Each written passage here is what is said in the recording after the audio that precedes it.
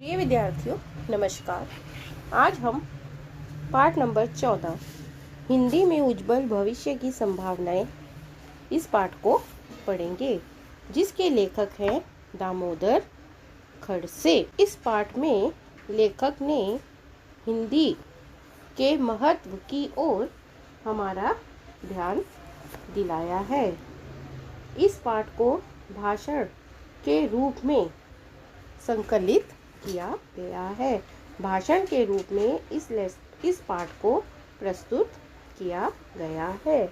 तो इस पाठ में लेखक ने हिंदी, जिसे हम अपनी राष्ट्रीय भाषा कहते हैं, इसी भाषा के द्वारा हम किस तरह से रोजगार के अवसर प्राप्त कर सकते हैं, इसी विषय की ओर हमारा ध्यान आकर्षित किया है। तो सबसे पहले हम पढ़ेंगे लेखक परिचय।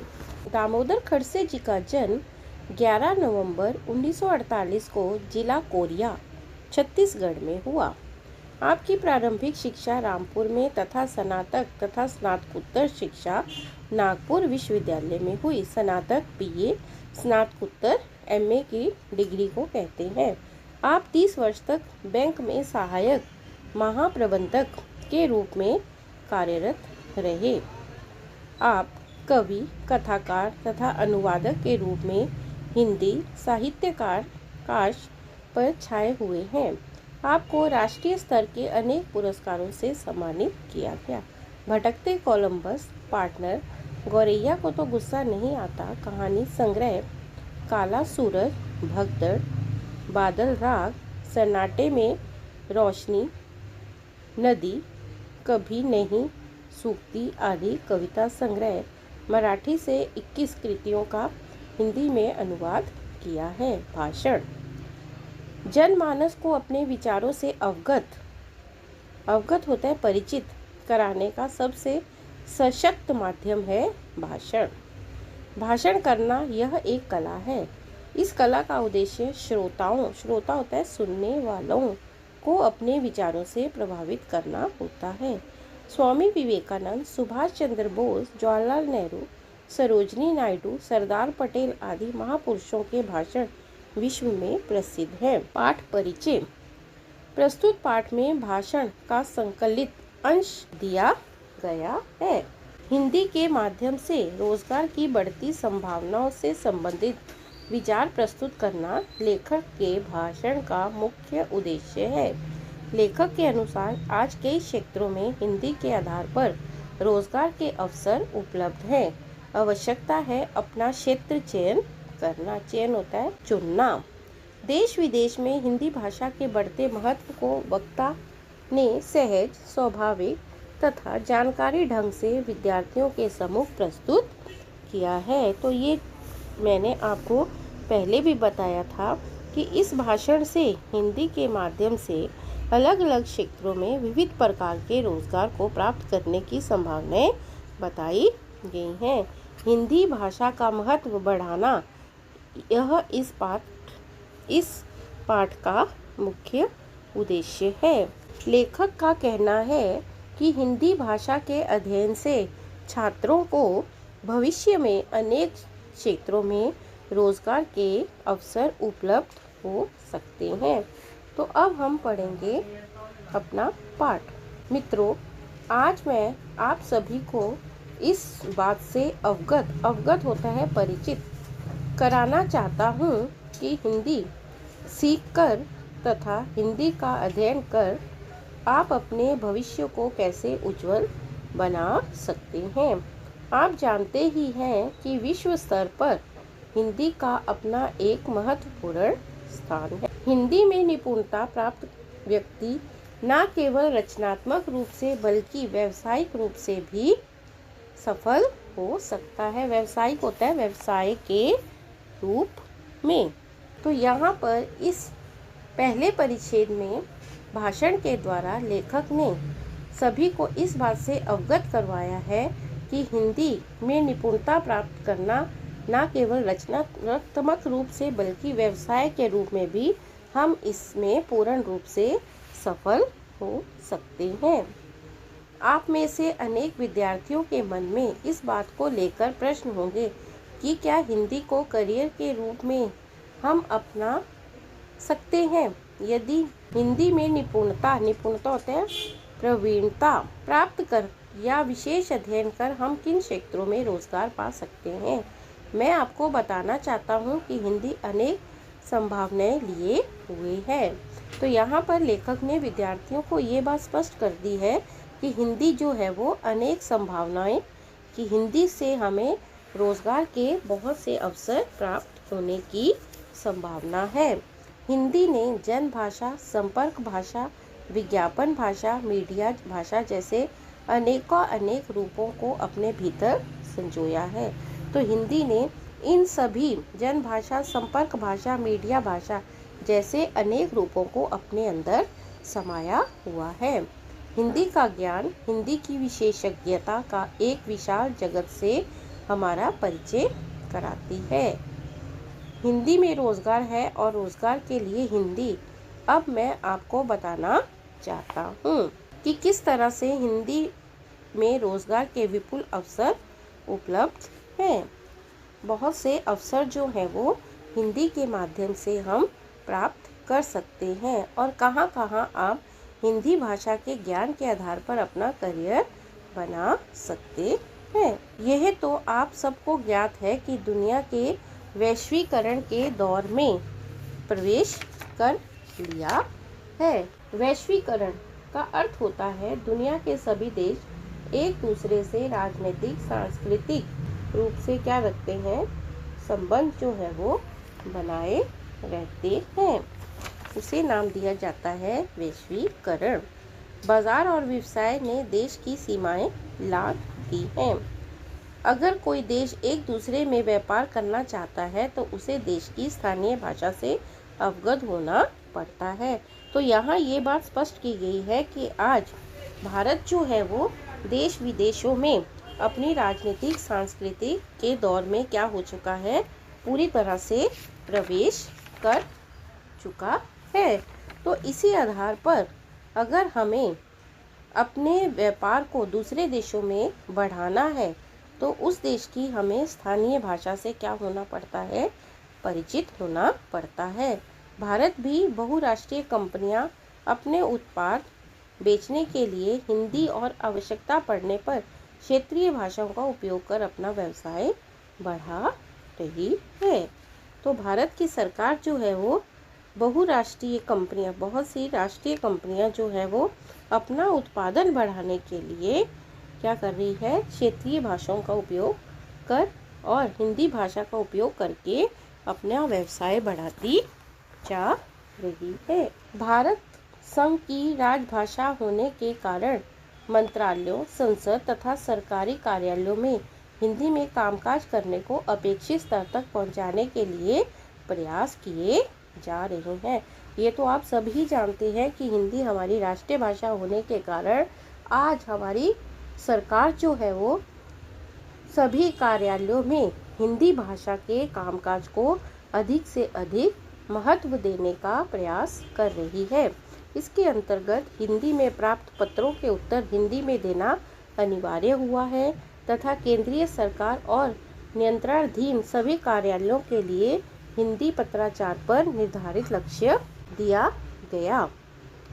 इन सभी गतिविधियों पर देखरेख के लिए उच्च अधिकारी प्राप्त संसदीय राजभाषा समिति का गठन किया गया है।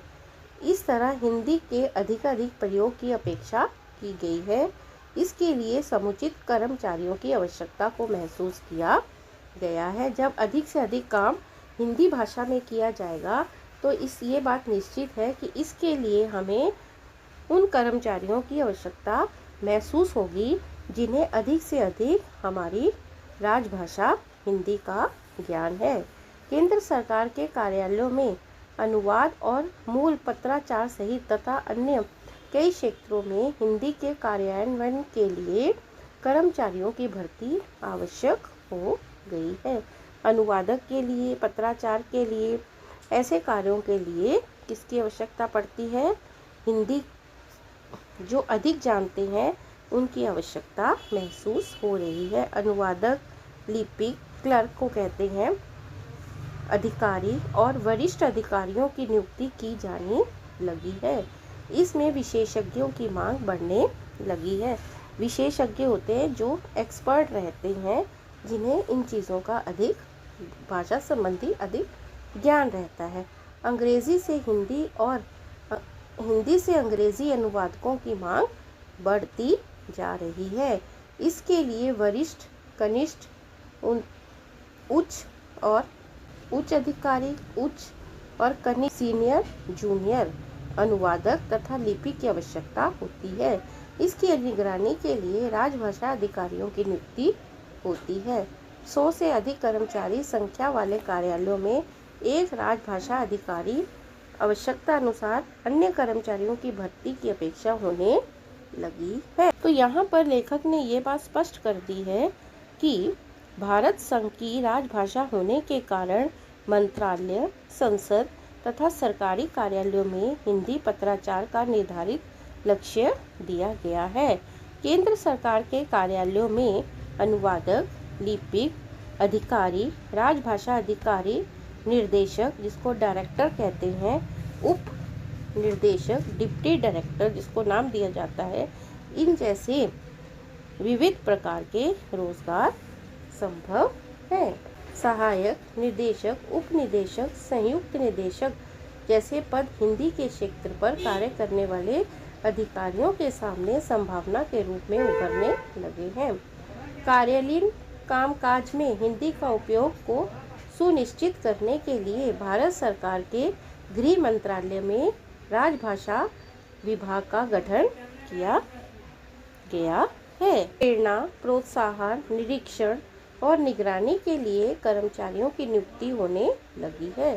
हिंदी में रोजगार के बढ़ते अवसरों की इन आवश्यकताओं की पूर्ति के लिए कई विश्वविद्यालयों ने आवश्यक पाठ्यक्रम बनाए और इस मांग को पूरा करने के लिए केंद्रीय अनुवाद ब्यूरो ने अनुवाद का पाठ्यक्रम चलाया। कुछ स्थानों पर डिप्लोमा कोर्स को तो कहीं प्रयोजन मूलक में स्नातकोत्तर पाठ्यक्रम तैयार किए गए। प्रयोजन मूलक का अर्थ होता है परियोजना के अनुसार जिस भाषा में प्रयोग विशेष रूप से प्रयोजन के लिए किया जाता है।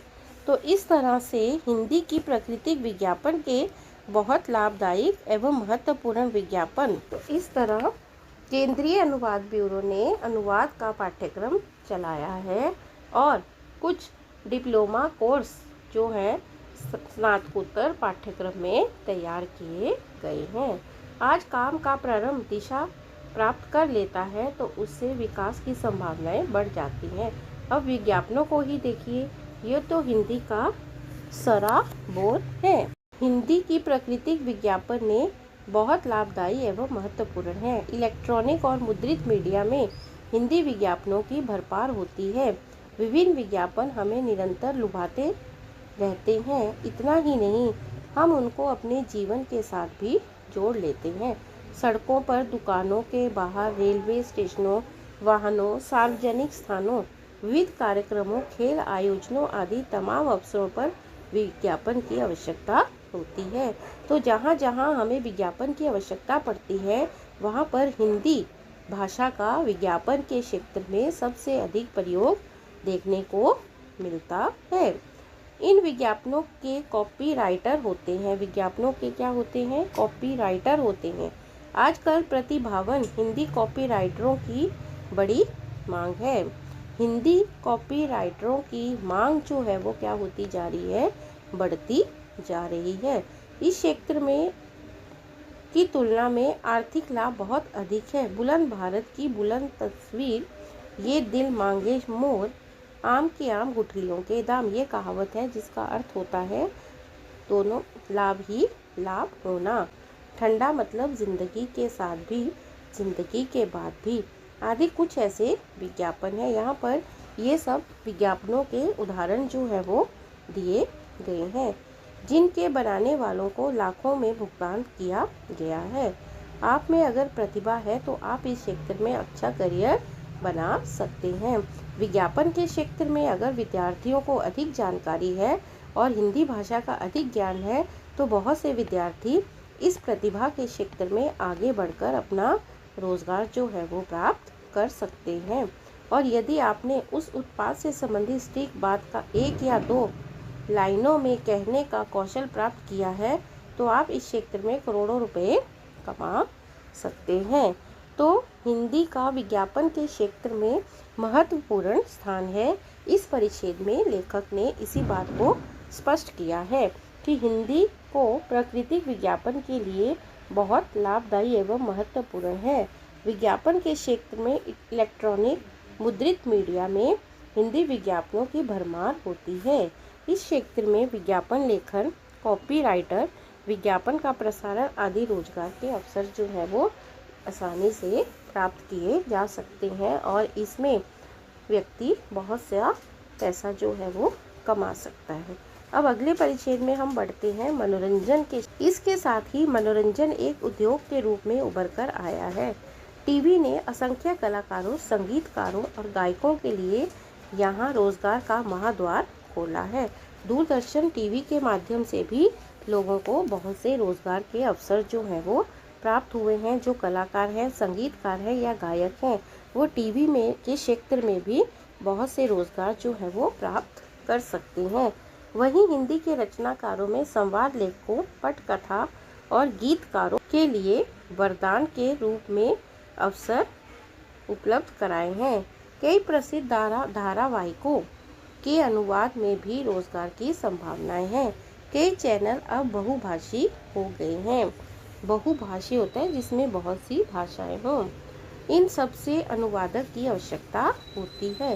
कार्टून फिल्म में भी डबिंग के लिए अनेक संभावनाएं हैं। जनसंपर्क से जुड़े ये माध्यम हिंदी में अनेक सार्थक हो रहे हैं। अधिकांश मनोरंजन के ये क्षेत्र हिंदी में से ही परिपूर्ण है, चाहे वह टीवी जगत हो या फिल्म जगत। तो इस परिच्छेद में लेखक ने यह बताने की कोशिश की है कि मनोरंजन का क्षेत्र हिंदी के जानकारों के लिए रोजगार का एक महाद्वार है। मनोरंजन के लिए आजकल टीवी, फिल्म, रेडियो अनेक क्षेत्र खुले हैं। इन सभी में हिंदी रचनाकार, संगीतकार, अनुवादक, कलाकार, पत्रकार, अनुवादक, विविध प्रकार के रोजगार, इन सब के लिए विविध प्रकार के रोजगार जो हैं वो मौजूद हैं। तो अभी तक जो हमने पाठ में पढ़ा उसमें लेखक ने हिंदी भाषा से संबंधित हमें ये चीज़ बताने की कोशिश की है कि किस तरह से केंद्र सरकार के कार्यालयों में हिंदी भाषा का महत्व जो है बढ़ता जा रहा है और वहीं विद्यार्थियों को बहुत से रोजगार जो हैं वो प्राप्त हो सकते हैं। विज्ञापन के क्षेत्र में भी हिंदी के माध्यम से हम बहुत से रोजगार प्राप्त कर सकते हैं। इसी तरह से मनोरंजन का क्षेत्र हिंदी के जानकारों के लिए रोजगार का एक महाद्वार है। तो हिंदी में किस तरह से हमें रोजगार के अवसर प्राप्त होते हैं, इसे लेखक ने इस पाठ के माध्यम से बताने की कोशिश की है और इसीलिए इसे शीर्षक दिया है हिंदी में उज्जवल भविष्य की संभावनाएं। पाठ का अगला भाग हम अब अगले वीडियो में पढ़ेंगे। धन्यवाद।